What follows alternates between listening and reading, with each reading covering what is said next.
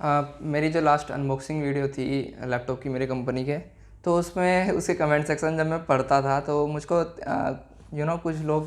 कुछ लोग काफ़ी कंफ्यूज नज़र आते थे। लाइक तो उनमें 2-3 क्वेश्चन थे जो काफ़ी ज़्यादा पूछे गए थे। पहला तो मतलब ये क्वेश्चन ऐसे हैं जो लोग बहुत बार पूछ चुके हैं कमेंट सेक्शन में, तो चलिए उनको क्लियर कर लेते हैं। पहली बात तो मेरा ये लैपटॉप है। अब जैसे कि मैं इस टाइम पे वर्क फ्रॉम होम में हूँ, तो ऑब्वियस सी बात है मुझको ब्रांच तो नहीं जाना पड़ेगा सब काम करने के लिए, मतलब जा नहीं सकता मैं। तो कंपनी ने मुझको ये सेंड कर दिया, ठीक है कि तो ये पहला क्वेश्चन तो क्लियर हो गया कि ये परमानेंट नहीं होते हैं ये, बट ऐसा है ना, it's like a luxury of, ठीक है, luxury system, it's like a luxury. क्योंकि मैं बताता हूँ कि मैं इसको लग्जरी क्यों कह रहा हूँ, ठीक है।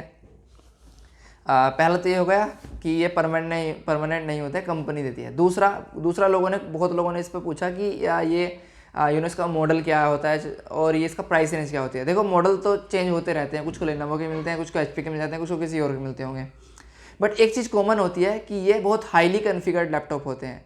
मतलब कि ऐसे समझ लो कि ये हाई एंड लैपटॉप्स होते हैं जो कंपनी फॉर बिजनेस पर्पसेस के लिए आपको देती है, ऑफिस वर्क के लिए। तो ये मेरे वाले जो लैपटॉप है ये, इसमें 16 गिग्स ऑफ रैम है, आई गेस 2667 मेगाहर्ट्ज़ की रैम है ये, डुअल चैनल, चलो उसको छोड़ देते हैं। बट 16 गिग्स ऑफ रैम है, i5 10th जनरेशन प्रोसेसर है इसमें, और इसका जो इसमें आई गेस NVMe SSD पड़ी हुई है 512 गीगाबाइट्स की।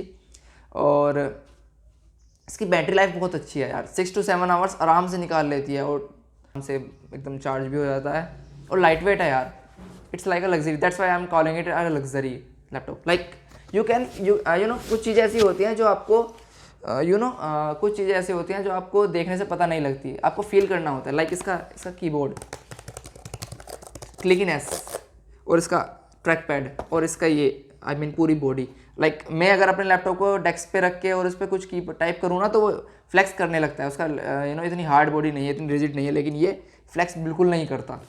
अब देखो दारा सिंह बनोगे तो टूट ही जाएगा, बट ये काफ़ी मजबूत है। आई गेस इसमें एल्यूमिनियम का यूज़ हुआ है इसके, इसमें फील कर सकते हैं, मेटल को फील कर लेते हैं आप, कर सकते हैं आप अगर उसको टच करें तो ठीक ठंड कोल्डनेस फील होती है।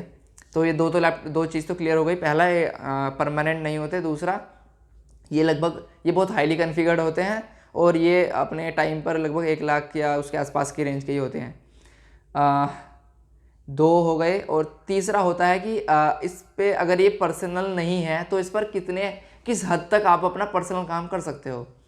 देखो कुछ लेवल का पर्सनल वर्क अलो करती हैं कंपनीज, और ये कंपनी टू कंपनी पॉलिसी पर डिपेंड करता है कि आप किस हद तक, किस लेवल तक का वर्क उस पर पर्सनल कर सकते हो। देखो पूरी छूट तो नहीं मिल सकती। दैट्स वाई आई थिंक, और आई स्ट्रांगली सजेस्ट दैट आपके पास पर्सनल लैपटॉप जरूर होना चाहिए, क्योंकि कुछ चीज़ें ऐसी होंगी जो आप कंपनी लैपटॉप पे नहीं कर सकते। और उससे बड़ी बेवकूफ़ी क्या होगी, आपके पास कंपनी ने लैपटॉप दिया और आपने अपना पर्सनल लैपटॉप बेच दिया, ये अच्छा नहीं है, ठीक है। पर्सनल लैपटॉप जरूर होना चाहिए, कुछ भी हो, है तो कंपनी का ही ना। आप उस पर ज़्यादा काम नहीं कर सकते, लाइक आप उस पर आप उस पर कुछ एक्सटर्नल ड्राइव और पेन ड्राइव वगैरह नहीं इंसर्ट कर सकते, करनी भी नहीं चाहिए, ठीक है।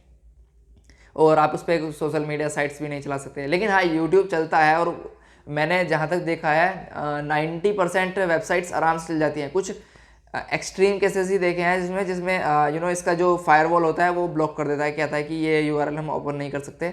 अदरवाइज जितनी भी आपकी कॉमन ऑफिशियल वेबसाइट हैं जो आप नॉर्मली यूज़ करते हो, लाइक विकीपीडिया और गीक फॉर गीक्स, ये सब चल जाती हैं।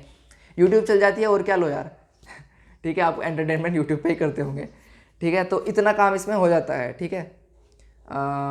कुछ ऐसे नहीं है कि हर लैपटॉप में हो जाता है। मेरे ख्याल से कुछ मेरे एक जानकार है, उसके लैपटॉप में यूट्यूब भी नहीं खुलता डायरेक्टली। अगर कंपनी ने अपने ऑफिशियल साइट से लिंक, अपने ऑफिशियल पेज से लिंक दे रखी है तभी खुलेगा, आप डायरेक्ट सर्च करके उसको नहीं कर सकते। लेकिन इसमें हो जाता है, इसमें ऐसी कोई प्रॉब्लम नहीं है, कंपनी टू कंपनी डिपेंड करता है।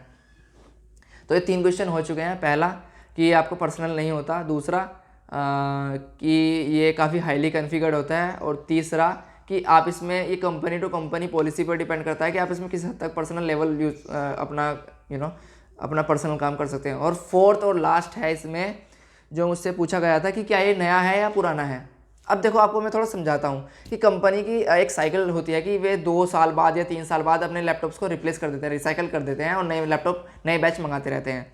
तो ये आपके आपका आपका लक पर डिपेंड करता है कि आपको नया मिलेगा या 1 साल पुराना मिलेगा, लेकिन ज़्यादा पुराने नहीं मिलते कि आप कि 4 साल पुराने चल रहे हैं, ऐसा नहीं होता। ठीक है, तो मेरा ये 1 साल पुराना है, बट कुछ को नए भी मिले होंगे, ऐसी बात नहीं है। ये आप डिपेंड करता है कि आपको कौन सा लैपटॉप असाइन हुआ है। और ऐसा भी नहीं होगा कि अगर मैं कुछ साल तक काम करूँ इस कंपनी में तो मुझको यही लैपटॉप से गुजारा करना पड़ेगा, ऐसा नहीं है। ये रिसाइकल हो जाएंगे जब इनकी लिमिट जो कंपनी एक डिसाइड करती है कि इस टाइम लिमिट के बाद में हमको इसको रिसाइकल करना है, तो आपका लैपटॉप रिसाइकल हो जाएगा, आपको एक ब्रांड न्यू लैपटॉप मिल जाएगा। ठीक है, आई गेस सारे आंसर क्लियर, क्वेश्चन क्लियर हो चुके हैं। चलिए बाय।